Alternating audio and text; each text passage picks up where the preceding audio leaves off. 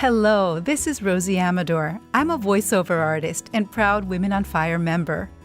For her March 2017 interview, founder Debbie Phillips reached out to Women on Fire members to learn which subjects were of greatest interest and concern. The top response she received was on the impostor syndrome. So Debbie reached out to the leading expert in the area. Dr. Valerie Young has spent more than 30 years researching the phenomenon of people who feel like frauds in their professional life, despite success and accomplishment.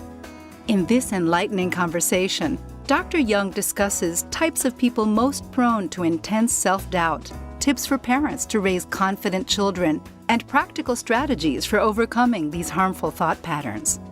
She talked with Women on Fire who shared their own experiences and offered tips for ending the painful cycle of fear and uncertainty. Let's listen in as Dr. Young describes what the impostor syndrome is. The impostor syndrome. You Yes. have this wonderful book that I've told everyone about, that I've read, and tell us, what is the impostor syndrome?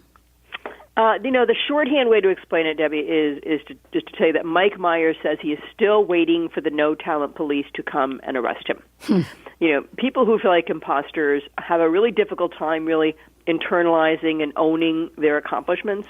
Even though they can see the degree on the wall, or they can look in their bank account and, see that they have X number of clients, or whatever the proof or evidence might be, they just have a difficult time really owning it, and they attribute them to other factors. In other words, the thinking is, sure, I'm successful, but I can explain all that. Mm-hmm.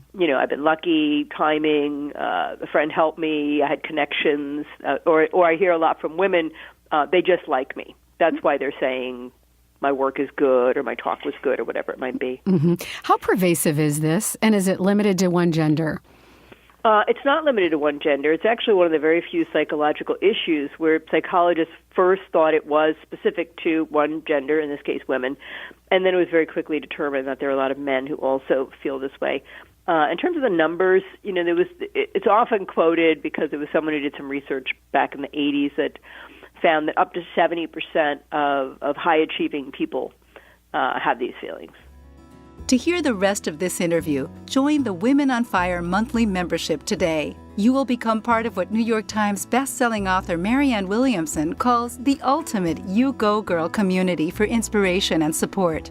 You have only a few more days to receive the full interview with Dr. Valerie Young, your personalized coaching materials, access to the Women on Fire private Facebook page, and much, much more.